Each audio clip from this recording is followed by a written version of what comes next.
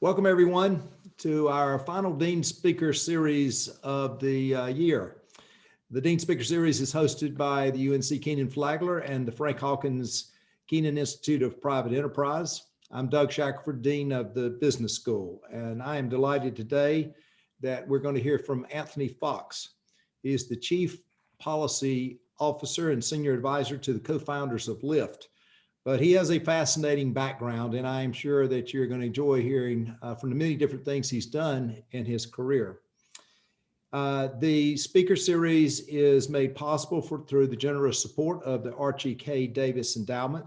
This series brings outstanding leaders from business, education, and government to share their thoughts and insights with our community. Anthony is a visionary leader who has led a remarkable life of public service, improving lives and making equity matter in transportation and infrastructure development. Before he joined Lyft, he served as the U.S. Secretary of Transportation under President Obama. In addition to maintaining the most efficient transportation system in the world, he focused on innovations that change how we get around and what our cities will look like in the future. Before that, he was the mayor of Charlotte.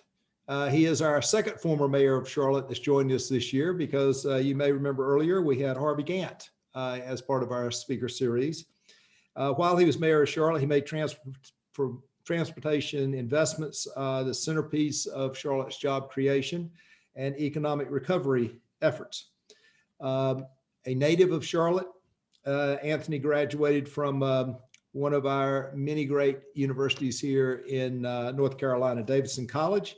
He studied history there, and he later earned his law degree from NYU. Welcome, Anthony. It's great to have you with us today. Hey, it's great to join you, Dean Shackelford.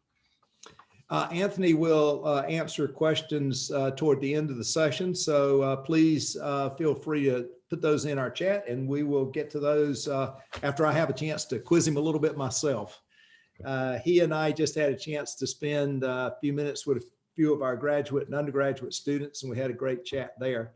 Anthony, let me just start out with last night, the president had a remarkable address and is putting forth a rather extraordinary plan. I really don't know if during my lifetime, I can think about something, or at least during my adult lifetime, something quite this large. Thinking about your background as a mayor, Secretary of Transportation, now working with one of the leading ways of transportation is changing all of our lives. Just give me a reflection from those many different vantage points you've had, and I know you've been a practicing attorney as well. What do you think about, just from an infrastructure perspective, of what the president's proposing right now? Yeah, it's a great question. And let me start by saying it's great to join you, and I appreciate everyone who's taken time to listen to this chat. Look, I spent a lot of time with President Biden when I was in the administration, and we traveled overseas. We went to Mexico together. We went to Panama together, and I also visited a number of countries on my own as part of a small group of transportation ministers around the world that make up the G7 countries travel together. And I'll tell you, I think the central undercurrent of the address last night was this: that the world doesn't know where we are, and they don't know where we're going to be.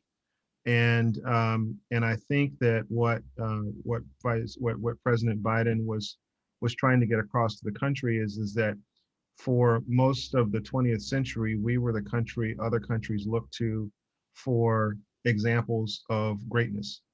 Examples of greatness in culture, examples of greatness in innovation, examples of greatness in infrastructure, in education, in so many different ways.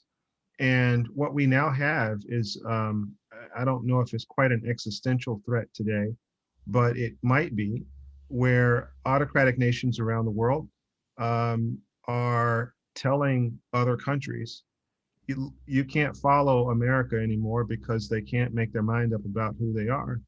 But we know who we are. We're going to build stuff. We're going to move fast. We're going to invest a lot of money. And so in a way, we are at a moment that I think he's describing as one where we have to do what the greatest generation did. We have to do um, what Abraham Lincoln did. We have to build the country for future generations. And not only that, it has to ring across the world because, democracy is what we've been preaching for our entire life as a country. And now democracy is being attacked by other countries around the world. And for us to resonate in the way we have in the past, we have to assert ourselves, and that starts at home. Yeah, what you're talking about resonates. Those same issues about can democracy survive in autocratic um, against autocratic governments? Same issues that people wrestle with in the 20s and 30s. Yes. And um, obviously, as you point out, we Americans we have believed and been taught and that we win. But every generation, or certainly every few generations, has that challenge to demonstrate whether that's actually true or not. That's right. That's well framed. Yeah. Let me ask you a little bit about sort of transportation and infrastructure. It's very much a public and private endeavor.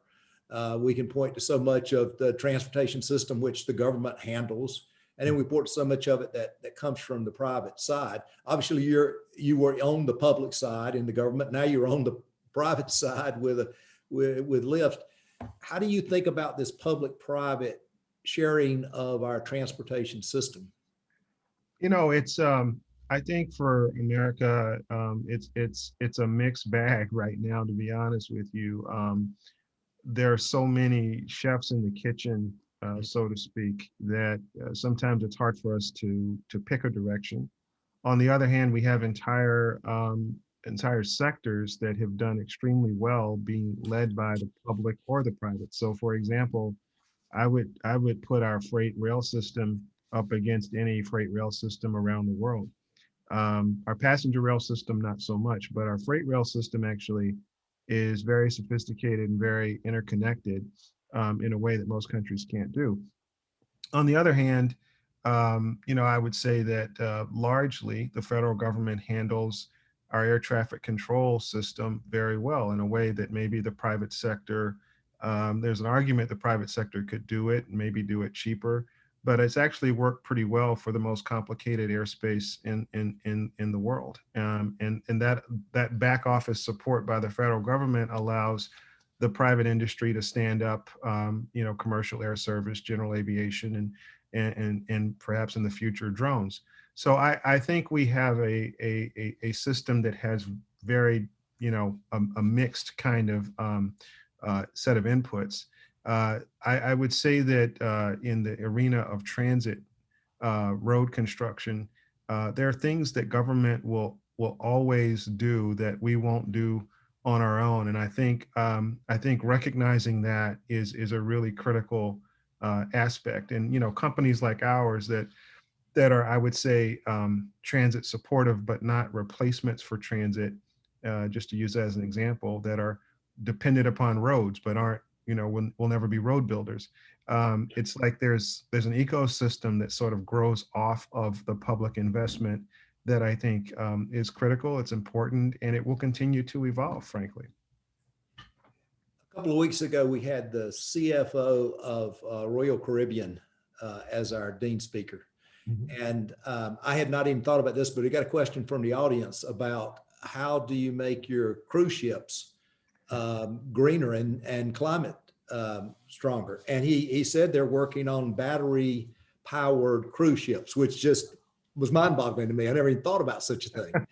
But we're obviously in a time in which our concerns about the climate are greater than any time I can remember in the past.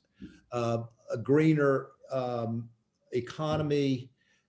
You're obviously in an industry in which you got cars going everywhere. Where do you see us going over the next decade or so on that in the transportation area? Yeah, well, when I was secretary, and it wasn't that long ago, it's not ancient history quite yet, but the power plants were the largest emitter of greenhouse gas emissions in the country, and today our transportation system, our mobile sources, are the largest greenhouse gas emitter. So there's a lot that can be done, I think, relatively quickly to substantially reduce the GHG output of our mobile systems. And a couple of those things I think will come very quickly. Going back to the CAFE standards and maybe upping the CAFE standards that were put in place during the Obama administration.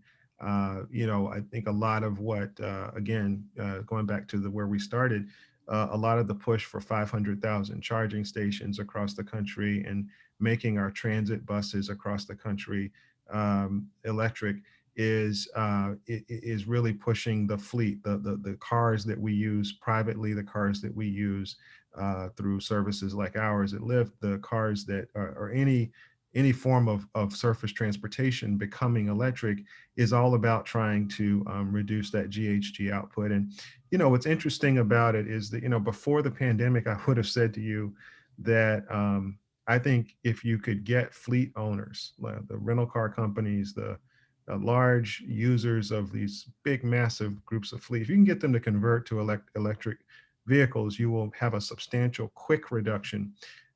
Today, though, people have moved away from their cities, and there's an uptick in car purchases that's happened over the pandemic. So it may be that we need to continue a strong mix of personal and commercial incentives to get there. But I feel like this administration has a good grip on this, and I'm very optimistic that we'll get there. Let me ask you about a situation that Lyft was directly involved with, and that's the Prop 22 out in California. Mhm. There has been stories that the wages have declined for the drivers since Prop 22 was passed. Mhm. Where do you guys stand on that now? Looking back, was Prop 22 a good idea? What should it be reformed? Did it turn out the way you thought it was going to turn out? All those sorts of questions. Yeah, I think it's one of the issues that 5 or 10 years from now, we'll look back on this period and we will have I think a middle place between employment as we've known it in the last century and independent contracting as we've known it in the last century. Not for everybody, but for these kind of temporary jobs that people do between multiple platforms. And Prop 22, I think, was the first effort to create that in the US. And, I'm sure people will find things to nitpick about it, but let me kind of give you a view of why it looks the way it looks and what we're trying to solve for. California Supreme Court passed, ruled on a case that drew into question whether independent contractors were independent contractors, whether they were in fact employees, Right. and imposed a new test in California. And it was unclear who the test applied to. The California legislature then passed a bill that basically said that unless you are exempted, your independent contractors are employees. And so they passed the bill with, I think, 50 or 70 plus exemptions in it, by the way. They exempted barbers, beauticians, lots of career paths, but they didn't exempt our drivers. And so in California, you can resort to a ballot measure. And what we did was we said, okay, we wanted to negotiate some of this with the labor community, which was very exercised about this issue, and we could not get to yes with labor on the central tenets. So we created Prop 22. Prop 22 basically says, okay, there should be a minimum pay for drivers, and the minimum pay is set based on drivers going to pick you up and drivers taking you to where you're trying to go. It does not include the time when someone may have the app on and not going to pick up a particular person. It also takes into account the fact that people work on multiple platforms. So when people are working on our platform, we pay them, more than the minimum wage under those conditions to account for some of the idle time. So there's also a gap health insurance component of Prop 22. Also recognizing that a lot of people, 75% of our drivers work fewer than 20 hours a week, I think. And so we're trying to account for the fact that a lot of people are doing this work in between other things. And so it can't look like a regular job by definition, but it does need to have some safety net. So I think the discussion going forward is going to be, is there a third way we can go as a society, and what components constitute fairness in a situation where you're not in a bilateral relationship, in the sense that people are working for us and only us. We're in a situation where people are working for us, and they're working for Uber, they're working for DoorDash, they're working for Postmates. And so how do you manage a situation where people are working for multiple platforms at the same time? There is a way to do this. I think Prop 22 is directionally right. There may be components of it that we could argue over, but I think we've got to figure out how to create that path. Yeah. It's just part of this entire future of work. Yeah. That, it's going to be a different world than the one we grew up in, where, you sort of had this image of, I take a job at somewhere and 40 years later they give me a gold watch and a pat on the back and a nice pension. Yeah. Now it's no telling how many jobs you might have, our kids or grandchildren might have before they get to that point. That's right. You said when we were just talking with the students, you said something I wanted to pick up on that I thought was really fascinating. You were talking about your experience working at the Department of Transportation, which of course has been around forever, will be around forever, tens of thousands of employees, and now being at a company which is relatively new. Process is still being put into place, and you're an advisor to the founders. Could you elaborate a bit on, in some sense, you couldn't have more extreme situations than those two? Yeah, sure. Yeah, at USDOT, even in the mayor's office, and even when I was working in private practice, frankly, there were organized systems for doing things. If I wanted to write a letter to someone, I remember as I was leaving the U.S. Department of Transportation, I wrote letters to every member of Congress, Republican and Democrat, thanking them for allowing me to serve the country. And I have 21 people who just generated letters for me at USDOT. And when I came to Lyft, what struck me was just, it's a young company. The DOT is 50 years old. Lyft is 10 years old. And, there were just certain basic systems that weren't put in place. So for instance, one of the things that I did at DOT was I created an operational team that would, take all of our big ideas and and actually have people who knew how to mechanically move those ideas into the operations of the department. People who were very experienced, and many of those people were career people. At Lyft, a lot of times the executives will make decisions at the very top, and they'll decide and they'll announce it, but there's no operational layer that is trying to make those decisions like work extremely well. So we're kind of working the kinks out of a decision after the decision's being made sometimes. So I've put in place a chief of staff kind of layer where after meetings, those people sit down and they say, okay, here's the direction. Now, how do we actually get from here to there?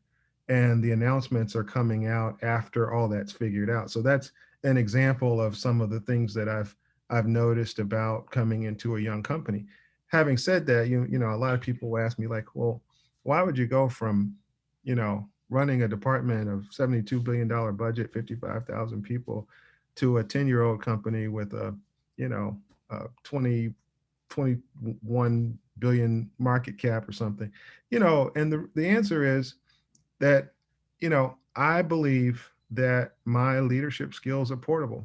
And I believe that, if I'm a quality leader in one setting, I will find a way to be a quality leader in a different setting. And to me, it's sort of a challenge of trying to evolve and to build my skill set out even more.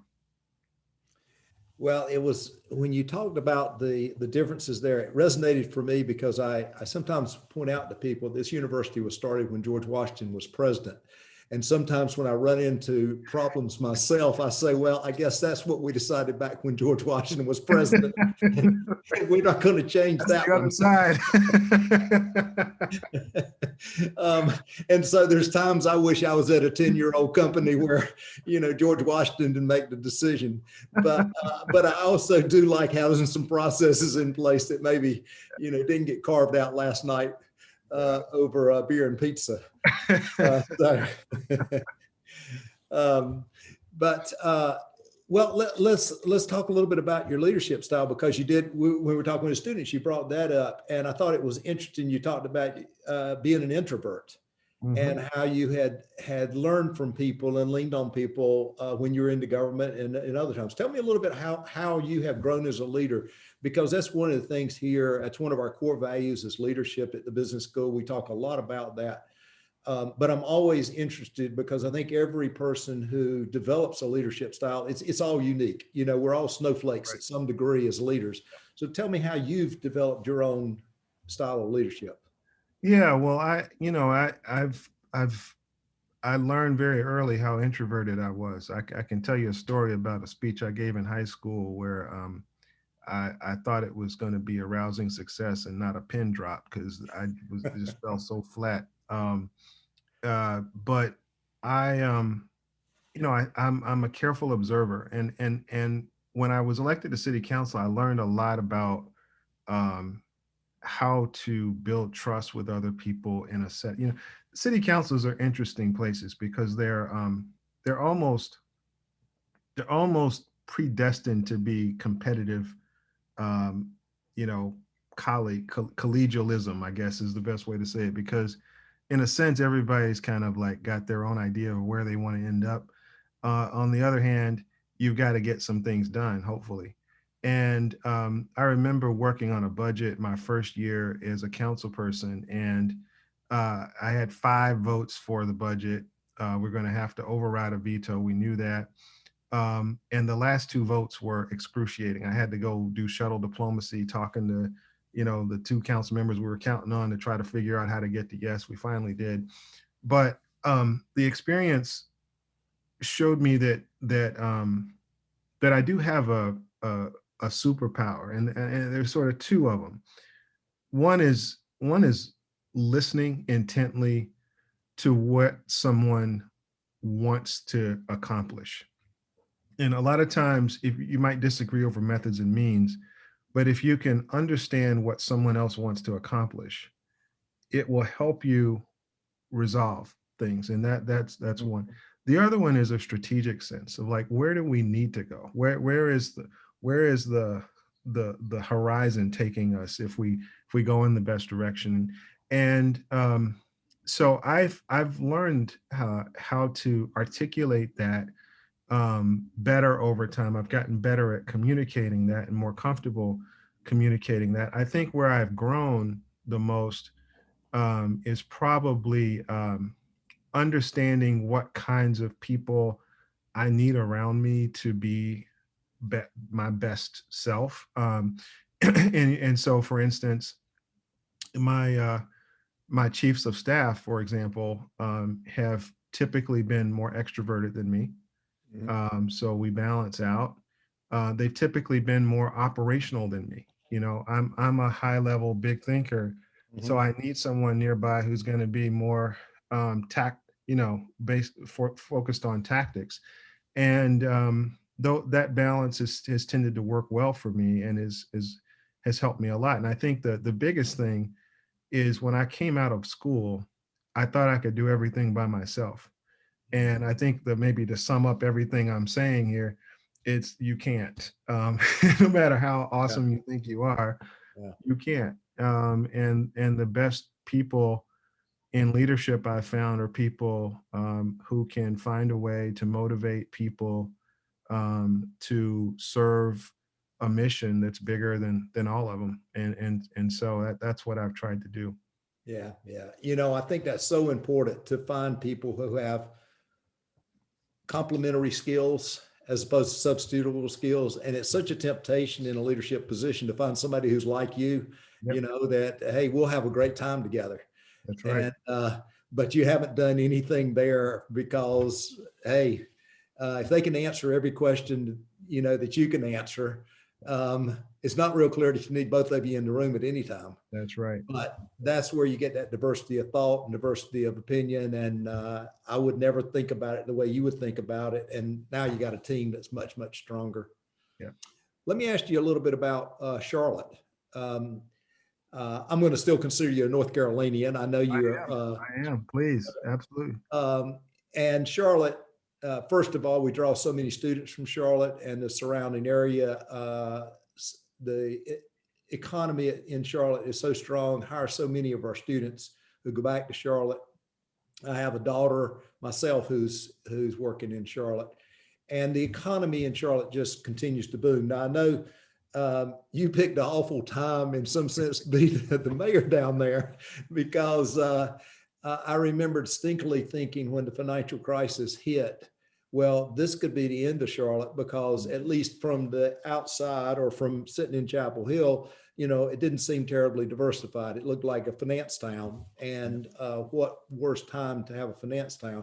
But in retrospect, I've actually told people I think it maybe was the best thing that could have happened, because it just has exploded so much innovation and diversification there. But you give me your thoughts on Charlotte, where it is now and where you see it going over the next decade or so.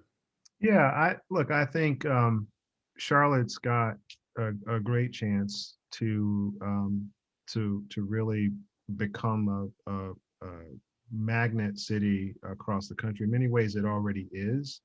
Um, you know, I would have said back in 2009, as you just said, that was a time when I think leading cities could be displaced. And so what was very important at the time was, we had an expectation that we were going to see, population the size of the city of Pittsburgh move into the city by 2030. And so we needed to focus hard on our mobility plans and not lose ground, even though we were losing revenue. We, had, a workforce that was highly white collar, and we needed to figure out how to create portable skills for those folks, as well as attract jobs of the future. And, I think largely the formulation we put in place back then has been successful for the city. But I think there are still challenges. I think the mobility issue is still going to be a constraint on Charlotte, unless they can do something really big to address that issue quickly. Cities like Nashville, obviously Atlanta, and there are a handful of cities across the country. Denver, other ones are competing for the same jobs. They're competing for the same people. They're competing for all of that. And I think here in the South, where we've gotten so automobile dependent over time, we're going to have to create a mix of transportation options for people to want to live where we are. And all this sustainability stuff we were talking about before is critical to that as well. You have bad air, bad water, bad environment. People aren't going to want to live there. They're going to choose to live somewhere else. So we're competing for talent. And I think we have a good case to make for that. But I think we have to be working on the ecosystem that attracts people. I'll be candid. Hopefully I'm not stepping on too many toes when I say this, but I think another key to North Carolina in general, and Charlotte in particular, has been its institutions of higher education and the affordability of those institutions. And I think that is still a critical issue for North Carolina going forward. My wife went to the University of Michigan, which the state of Michigan takes a different approach to public education. I mean, it's almost like paying for private education up there. And the affordability of the UNC system and the quality of the UNC system is, in my view, one of the real keys to the future.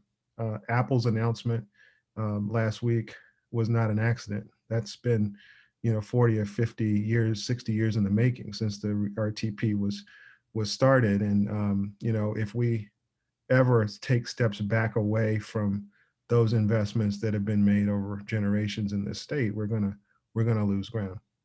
Absolutely.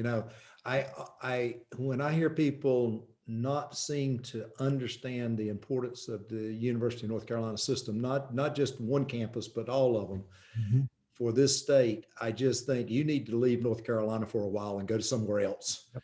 and recognize how wonderfully blessed we are to have the system we have and the opportunity we have. And we have a terrific community college system as well. So we are very blessed. Well, we're starting to get some questions from the audience. Please send more in. Here's the first one we've got is, how do you make a transition from local government, even with a city the size of Charlotte, to national leadership? Well, um, it's actually, I think you have to pick the right job first of all. If I had tried to be Secretary of Defense, it might have been a lot more challenging because I didn't really have much military experience in my background. But Department of Transportation is actually one that is tailor made for a mayor because other than public safety, I would say the next biggest part of a diet of a mayor at a city of the scale of Charlotte would be transportation. So, you think about it, we have an airport, six busiest in the country. We have um, a transit system that's growing. We have roads, local roads, state roads that we worry about, and an intermodal yard going up into the airport. So, we have a lot of the modalities that the U.S. Department of Transportation manages, and my familiarity with it helped me a lot as I was migrating up to Washington. I think the hardest part of Washington is well, other than the time I was working on the Hill, didn't really have a lot of experience living in a capital city as a principal. And Politics is somewhat some of policy, but it's also a lot about relationships. And I think one of the things that I had as an advantage was unlike a sort of a career congressperson or a senator or something like that, people kind of look at mayors in Washington as being more bipartisan. And I was very proud of the fact that I was confirmed 100-0. I was very proud of the fact that I worked with people on both sides of the aisle. Really. Because I felt that was the way I would want to work, and that was also part of why I picked transportation, was because it's really more of a bipartisan type of issue. Mhm. You mentioned uh, a mayor and public safety. Yeah. Uh, Obviously, we've just gotten through with the trial in Minneapolis. We, of course, 2, 3 hours east of here in Elizabeth City, have just had the shooting there. What are your thoughts on those kind of issues, uh, reflecting just as a citizen, but also having been a mayor and I'm sure having to struggle with that kind of issue in that role? Yeah. Well, first and foremost, I, as a product of Charlotte and having school resource officers at my school who I knew who were great people, and having known so many police officers over time, I think I'll just start by saying that there are really good people who get into law enforcement for the right reasons and deserve the public's trust. But a lot of that can be eroded when even one bad actor on a police force goes beyond his or her discretion and does something heinous that affects someone. I think what the country is starting to wake up to. I used to hear about this when I was a kid. You know, people would talk about police officers mistreating Black people, and um, you know, but we didn't have cell phones back then. There was no camera to record, you know, somebody sitting on someone's neck for almost 10 minutes. And so now that technology's made it available for us to see what's happening, I think people are waking up to the fact that it's not just Elizabeth City, it's not just Minneapolis, it's not just Los Angeles, it's not just um, Louisville, it's not just the Atlanta area. It's a there's a disease in this country, and it's partly reflected on these issues involving law enforcement, but it also is reflected in lots of things. And I think we're just beginning to get our arms around how enormous it is. And I'll tell you, Dean, one of the things that has been challenging for me during this COVID period, when all this stuff's been happening, is I've been talking to a lot of my friends of all backgrounds, and I'll talk to some of my white friends, and they're tired, like thinking about this stuff when you haven't had to think about it your whole life is like almost as hard as thinking about it when you've had to think about it your whole life. And I have a certain amount of endurance that I've built up over my lifetime that many white folks haven't had to. But we need white folks to do that, because it's these officers are coming from someplace. They're being raised someplace. The hate is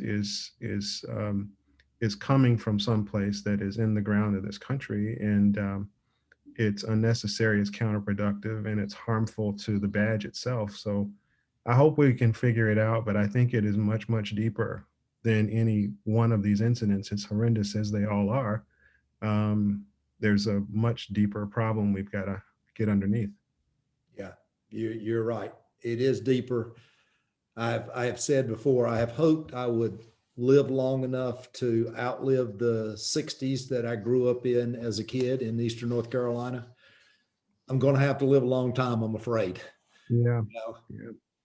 Things may be improving, but they're not improving nearly fast enough. Yeah. Got some more questions flying in here. Person says nationwide high-speed passenger rail service has long been a dream in the U.S., but we haven't realized that dream. Are you an optimist or a pessimist about the future of that? My guess is we're going to have high-speed rail before we solve the last issue we talked about. I think we have. It's a long process, because unless you have, probably north of trillions of dollars of investment to put it all out there at one time, a la Abraham Lincoln, what's going to happen is a lot of city pairs getting connected. So I'm aware, for example, of a West Palm Beach to Orlando segment that's funded largely. There's a study underway to look at Houston and Dallas. The California project is obviously one. It's been discussed, and then there's a definition of like, well, what is high speed rail? Right now, top speed on the Amtrak Acela is, I think, 120. Some people define high speed as 150 or greater. Some people define it as 200 miles an hour or greater. I think we can in the South. I think one of the things I'm most excited about is we were able, before I left, to get a third rail segment approved that would take you from DC to Richmond. And selfishly, my interest was to get that segment done so that we could get straight into North Carolina and down into Atlanta.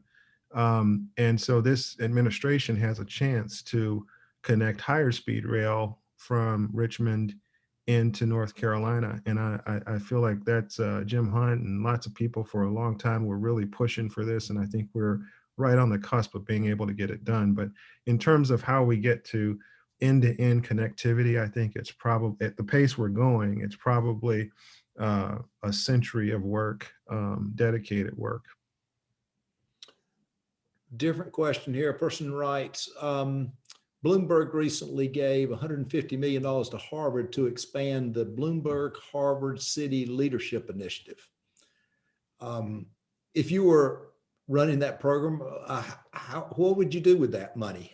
And where do you think city leadership needs the biggest investment?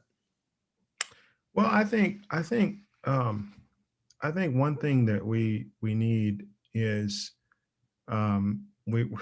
we're going to need to, first of all, I think a lot of decisions are being pushed down to cities and to local communities. And I think COVID has been like an extreme example of that. You know, I've talked to so many mayors across the country who are just tired. They put on a good face on TV, but they have been worn out because, you know, should they put mask restrictions in place in their cities or shouldn't they? You know, some of them have control of schools, so should they close the schools or not? You know, and it's just been incredibly taxing for them. So, you know, I think one thing that I would really love to see is trying to work on the pipeline of people who come into city government, because the weight of the decisions that people are making in local government is only growing. And, you know, I think in a state like North Carolina, for example, where you have like such a tradition of part-time public service is becoming unaffordable for so many people. I mean, you know, housing is unaffordable for people in a lot of places. So public service is like a non-starter for many people. And yet many of these people have a voice, they have issues they care about, they have things they want to see happen in their communities. And we really need to work on building a much stronger pipeline into local government. So I would love to see that. I certainly think there are initiatives on issues like climate and equity that will matter in the future, and creating modules and best practices and scalable types of initiatives that can be deployed across the country to help address those issues would be another couple of things I would put on the table. Got another question here that relates to what you were just talking about. What's the biggest piece of advice you'd give to someone who does want to work in the public sector? The biggest piece of advice, you know, I think the most important piece of advice I could give someone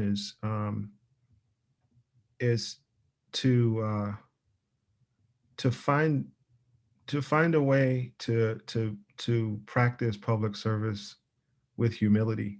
I think that's a hard thing to do. It's increasingly hard, honestly.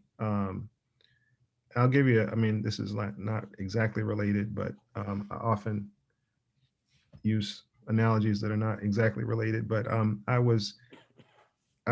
teaching my daughter to drive, and I'm a former transportation secretary teaching my daughter to drive. And you know, she's grown up in this culture, this selfie culture. So I'm in a parking lot sitting with her, getting ready to put the car in drive. And she picks up her phone and tries to take a selfie. And it to me, it was like the best example of where we are today, where there's an Insta culture where you can be famous for being famous. You can, you know, get on TV for doing something, you know, kind of outlandish.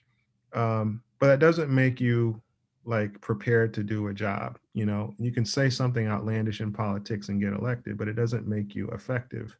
So, you know, I think recognizing that everyone's got a point of view, and respecting people for where they're coming from. You know, in my case, as a person who's been a Democrat, you know, my whole life, taking time with my friends who are Republican. I used to go to dinner with Republican senators when I was in Washington, because they were friendly to me. They were people that I wanted to build relationships with. I wasn't a standoffish type of person, and I just think building personal relationships and trying to understand what other people are thinking is like a critical part of being a public servant. But you can't do that with a lot of hubris. You have to do it with humility.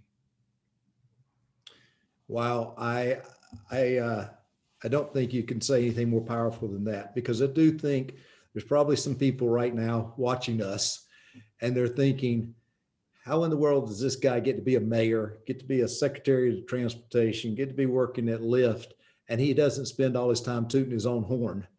And basically, if you will, a grown-up version of selfies. So to be talking about humility, and I completely agree with you, but that's a powerful statement. Um, Thank you for saying that. Um, let's see here. We got more. I'm falling behind on my job here. Let me see. Uh, how does credibility apply to the individual leader when they're institutionalizing change in organization, either public or private? um, I don't. I'll give you. I don't know exactly how to give a great answer to that question, but I'll try. Um, when I came into the U.S. Department of Transportation, I came into a second term. So I had people in that agency who had been there for 5 years. They'd been working long hours. Many of them were bright, but also very tired. And I come in like the Energizer Bunny, and I'm like, hey, let's do this and this and this and this and this. And some of them were not up for taking the trip I wanted to take. In other words, it wasn't a question of their credentials or smarts or anything. It was just the arc of where they were in that administration. And so I had a lot of grousing, frankly, when I came in. A lot of people like, oh man, God, here comes another. What's the issue of the day today? And so it took me a little while to transition the department to a team that was bought into what I wanted to do. And I'd say one critical piece is sometimes you can win people over. Sometimes you can go into a situation and you spend time listening to folks. What have they been doing? What's the organization been up to? What kind of needs do people have? And sometimes those things align with what you think need to happen, and you're able to like get people restarted on a new venture. But sometimes you walk into an organization and that's not the mood, and or at least it's not for everybody, and then you have to try to help transition the agency. And then I think my strategy was um, to set course and to be very definite about what that course was, to invite people to be part of it. And if they didn't feel like they were up to it, to make it clear to them what it was going to take to succeed. And if they didn't want to take that trip, then give them the option to do something else with their time. It's not fair to the agency to have people half-hearted about what they're doing, and it's also not fair to people in their careers to not be happy with the things that they're doing. So it took some time. It took about a year and a half for all of that to work out. But I think in the end, it was good for everybody. And I have a lot of respect for all those people, by the way. They were great people.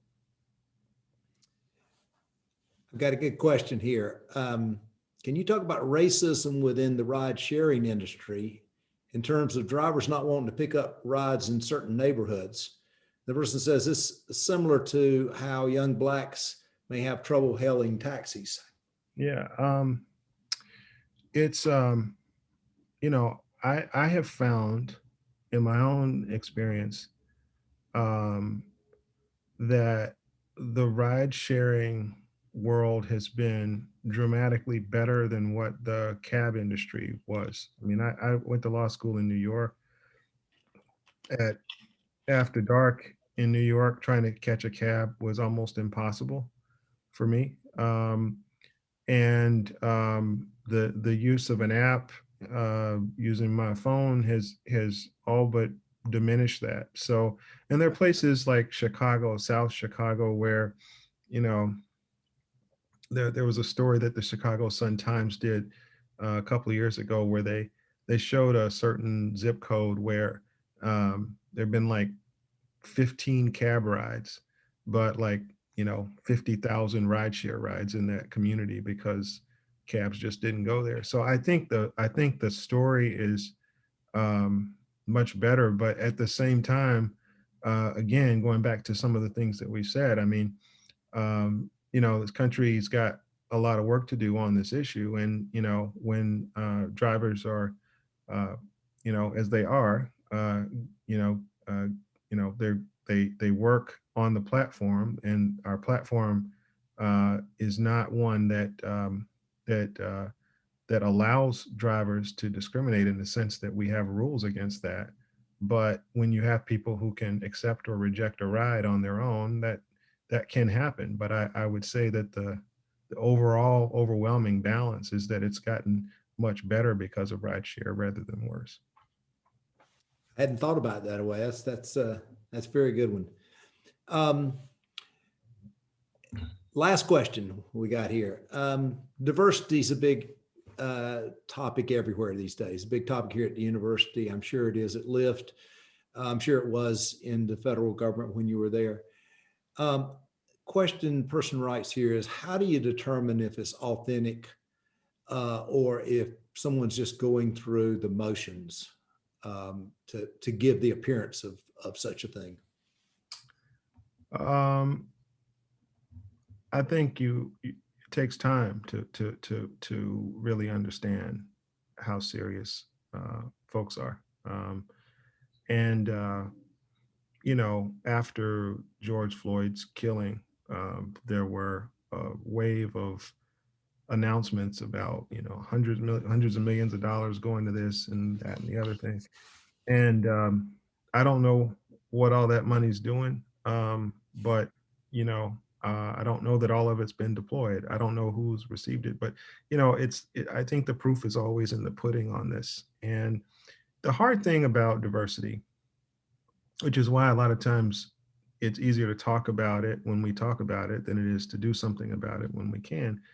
A lot of the problem is that it's messy to solve. It really is. It's like we have to accept the fact that we're trying to fix something that needs to be fixed, but it's hard to fix it because we're so ingrained in our default system. So, I'll use two examples. Growing up in Charlotte, actually just a few days ago, we celebrated 50 years after the Supreme Court decided Swan. Right. Swan was a case that enabled busing as a form of implementing Brown v. Board of Education. I took long bus rides to go to integrated schools. Um, a lot of people didn't like it, but for me, it was one of the most impactful experiences of my life. I was one of the first people in my family to go to integrated schools. I had come from a family of school teachers, all of whom had practiced in the segregated school system. So it was a big deal to my family that I was able to go to school with white kids, and I got first edition books and I got first edition uniforms to my schools and all that stuff. But it was, the community. It was a tough issue for the community. Julius Chambers responded to a letter. He was a lawyer who argued the case. He responded to a letter from an angry parent in which he said, and I'm going to paraphrase it, but he said, look, this may not work. It may not be the right thing, but we have to try. And I think that as long as we're earnestly trying, we'll eventually get there. But it's like the trying is hard because it's just like busing. we're doing something a different way than we've done it. And there are a lot of externalities associated with it, but it's like for the good of the overall society. The other example I would give you is close to home for you, which is you guys have a new men's basketball coach, and he's a first. And one of my heroes in North Carolina was Dean Smith.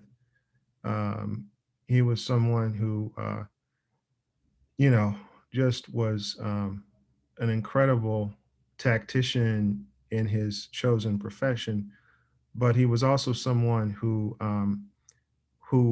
wasn't afraid to practice his beliefs in what he did. He integrated the ACC and Division I sports in the South. Just unbelievable.